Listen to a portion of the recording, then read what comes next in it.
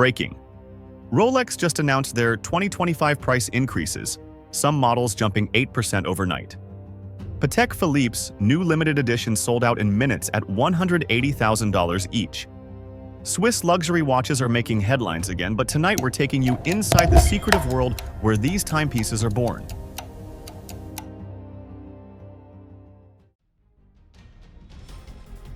Here's what most people don't know.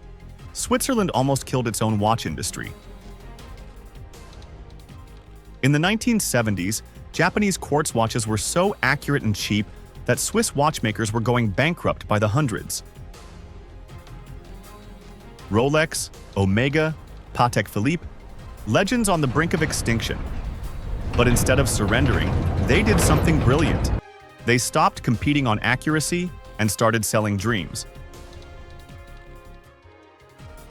Today, a $50 quartz watch keeps better time than a $50,000 Swiss mechanical masterpiece.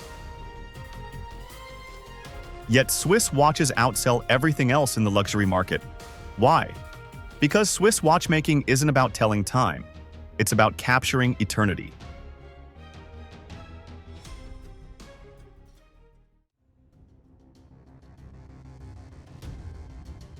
Every Swiss watch begins in the most unlikely place, a laboratory that looks more like a NASA clean room than a factory. Here, metallurgists create alloys that will outlast civilizations. The steel isn't ordinary steel. It's 904L stainless steel, the same grade used in submarines and chemical plants. Rolex is the only watchmaker that insists on this aerospace-grade material. It costs 3 times more than standard steel, but it will never corrode, never fade. Watch this.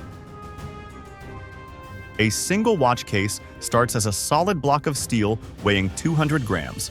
After machining, it weighs just 35 grams. The other 165 grams? Pure precision waste, carved away by CNC machines, accurate to 0.001 millimeters, thinner than a human hair.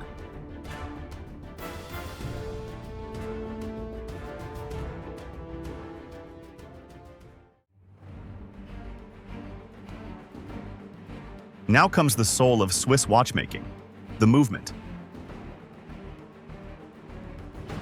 What you're seeing is a master watchmaker with 20 years of training, assembling 300 microscopic components by hand. Each part is smaller than a grain of rice, yet must function perfectly for decades. This is the balance wheel, the beating heart of the watch.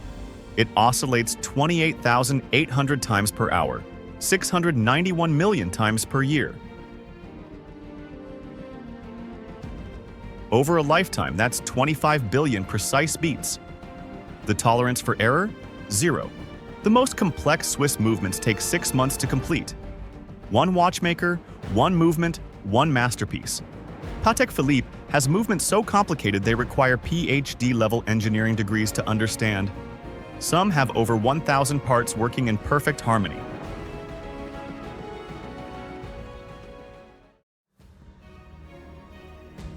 Here's where Swiss watchmaking becomes pure art. Every surface you'll never see is decorated by hand. This is called finishing, and it's why Swiss watches cost more than cars. Watch this master engraver creating Côte de Genève, decorative stripes that take 8 hours to complete on surfaces hidden inside the case. Why decorate what no one will see? Because the watchmaker knows it's there. The dial you're looking at? It's not printed, it's hand guilloché. Carved by a 200-year-old machine operated by one of only 12 master guilloché artisans left in the world. Each dial takes 2 days to complete. When this craftsman retires, this technique might die with him.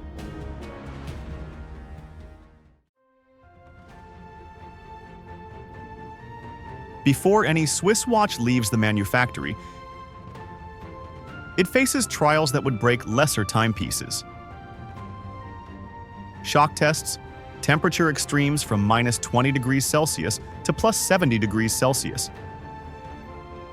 magnetic field strong enough to erase credit cards, water pressure equivalent to 300 meters underwater. The final test is time itself.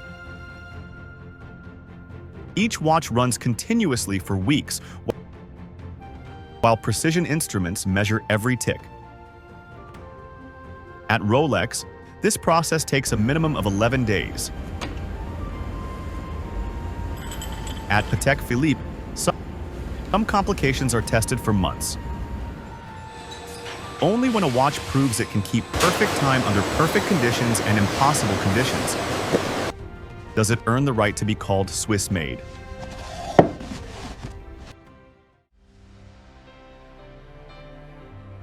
Swiss watchmaking isn't just manufacturing. It's cultural preservation. In an age where everything is digital, disposable, and designed for obsolescence, Swiss watches represent permanence. These aren't just timepieces. They're heirlooms passed through generations. The Rolex on your wrist might tick for your great-grandchildren. The Patek Philippe. Advertising slogan says it perfectly. You never actually own a Patek Philippe. You merely look after it for the next generation.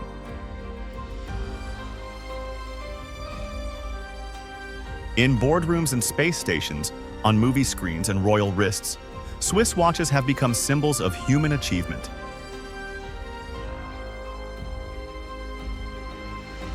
When NASA needed watches for the moon landing, they chose Omega. When James Bond needed reliability, he chose Rolex. When collectors needed perfection, they chose Patek Philippe.